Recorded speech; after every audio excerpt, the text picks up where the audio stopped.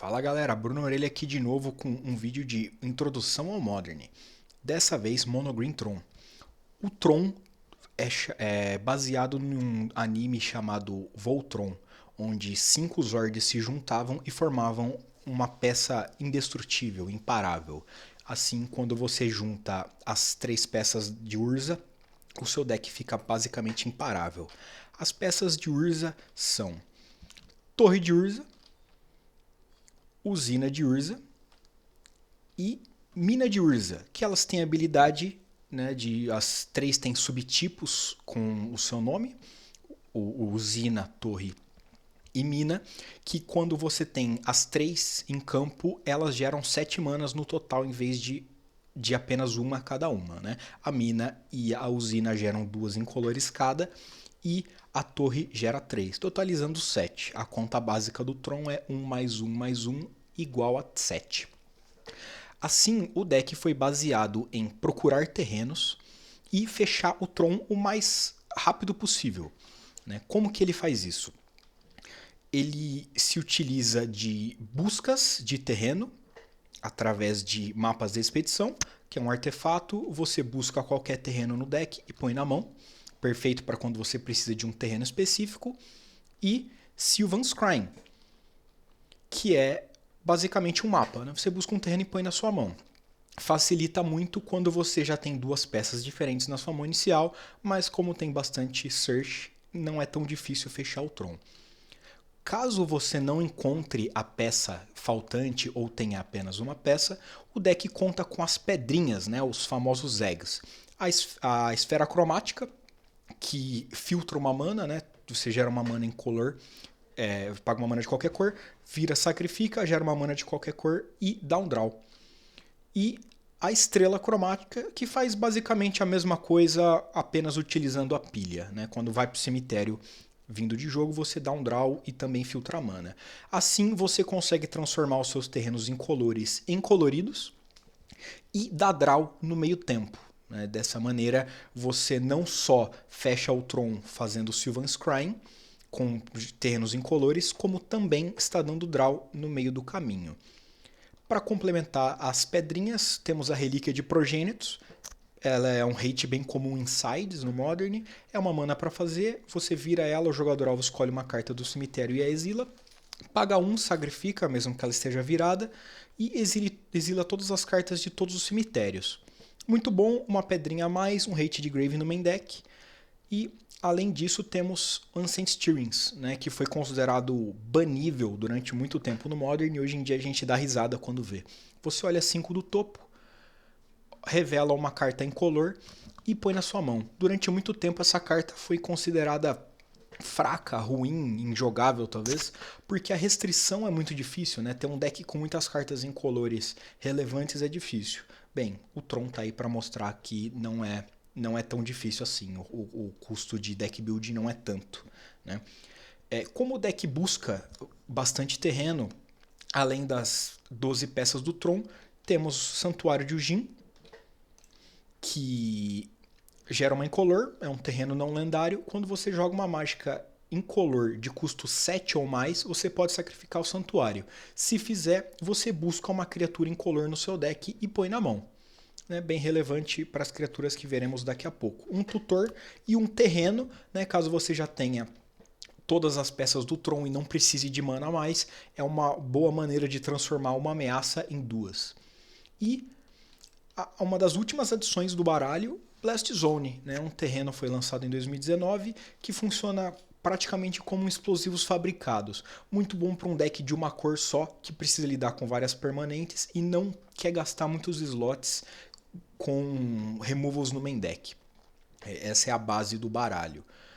O que nós fazemos quando o plano não está fechado, né? Nem sempre o Tron vai ser fechado no terceiro turno. Post-board vamos enfrentar bastante hate.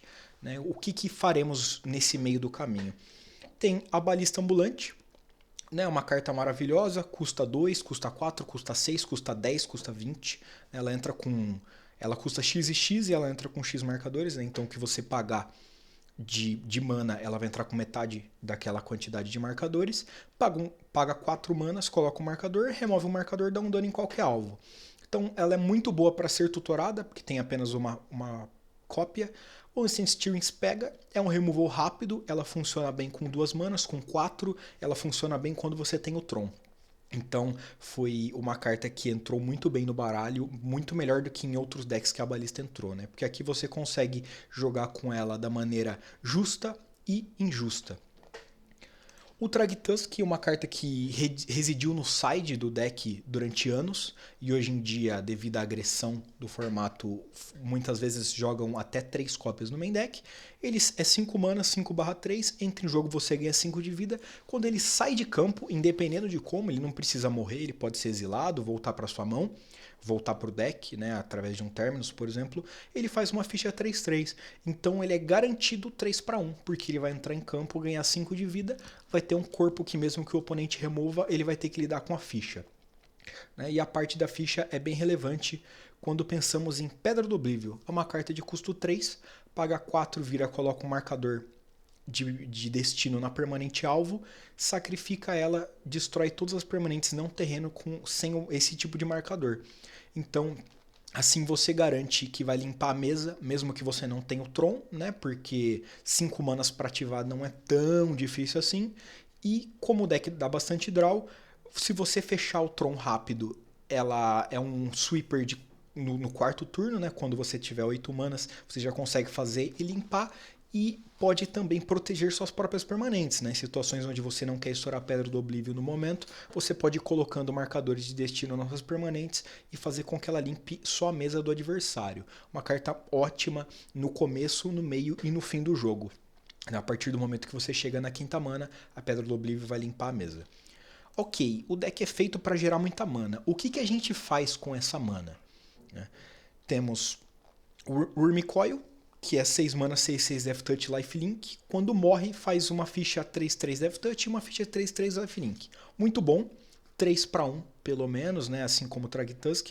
Diferente do Thragtusk, ele precisa morrer, né? Se ele for exilado ou sair de campo, só não vai fazer as fichas. Mas ele é um pesadelo muito grande para a maioria dos decks mid-ranges, né? E agressivos. Ele é um bicho muito grande, ganha vida. Contra bichos maiores ele tem Death Touch, e se você conseguir, por algum milagre, lidar com ele, ele vai deixar 2 fichinhas. Muito bom, é incolor, né? Então ele pode ser buscado tanto pelo Santuário do Jin quanto pelo Ancient Stirrings. Wordbreaker, um Eldrazi com trigger de cast, né? Ele custa 7 mana, 5/7, tem alcance, pouco relevante, mas pode te salvar de algumas coisas. Quando você conjura ele, você pode exilar o artefato, encantamento ou terreno alvo.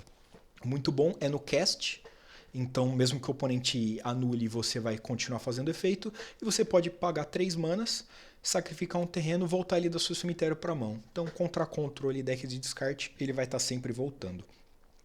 Como ele custa 7 e tem o The Void, que torna ele incolor, você consegue trigar o Santuário de Ujin com ele e buscá-lo se precisar. A carta mais famosa do baralho, Carne Liberto, 7 manas para fazer, entra com 6 marcadores, mais o mais 4 dele, o jogador alvo exila cartas da sua própria mão, o menos 3 você exila a permanente alvo, e o menos 14 você reseta o jogo com todas as cartas não aura exilada pelo Carne. A regra que não está escrito na carta, mas pelo Oracle da carta você pode saber, é que quando você reseta o jogo com o Carne, você começa o jogo. Então é uma vantagem muito grande chegar nesse ponto. Não que muitas vezes você precise resetar, porque um Walker que entra com tanta lealdade e consegue ficar subindo e descendo toda hora, geralmente ganha a partida. Adição de Fate Reforged, o Gin, o Dragão Espírito, 8 manas para fazer, entra com 7 marcadores.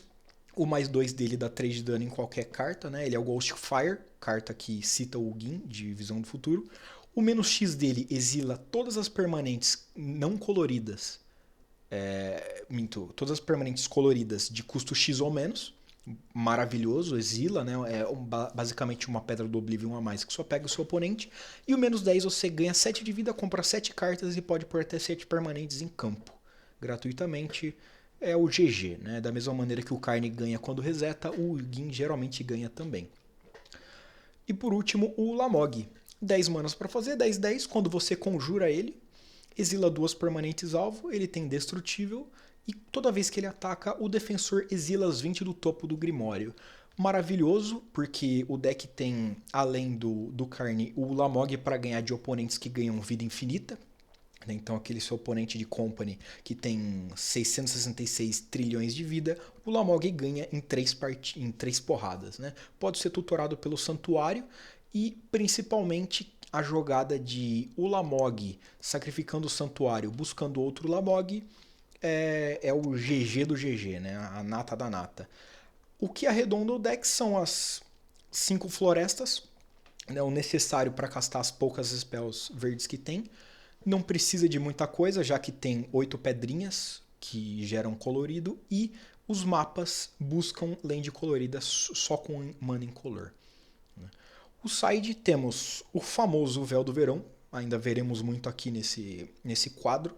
Carta maravilhosa, protege de Fulminator Mage, consegue proteger de counters e descartes. Não que seja muito difícil a matchup contra decks mid-range ou control, mas é sempre bom ajudar. Nature's Claim, destrói artefato ou encantamento por uma mana só e o controlador ganha 4 de vida. Ótimo para fazer na sua própria estrela contra Burn, porque a estrela dá draw quando vai para o cemitério, então você consegue ganhar a vida e dar o draw por uma carta só. Além de quebrar Stone Silence e Blood Moon e outros tipos de hates. Warping Whale, um counter incolor, exila a criatura de poder resistência 1 ou menos, ou anula a mágica de feitiço alvo, ou cria uma token 1/1 que sacrifica e gera uma mana incolor. Os 3 modos são bem relevantes. Novamente, Dismember. Carta maravilhosa, removal incolor, paga 4 de vida. Com as pedrinhas você consegue gerar o preto se precisar e mata criaturas bem grandes, muito bom contra Death Shadow, principalmente. O Zoião com perna de galinha, 4 manas 4/4, quando ele entra em campo você exila uma carta não terreno da mão do oponente. Né? Ele é um descarte tutorável no deck, que você consegue fazer turno 3 e quando ele sair de campo o oponente dá um draw. Não tem problema, a carta vai estar exilada e ele bate muito bem contra combos. Mais 2 Thragtusks, deu pra ver que no main deck ele era muito bom, no side é melhor ainda. E por último, o medo de todos os controls e Valakuts, Sundering Titan.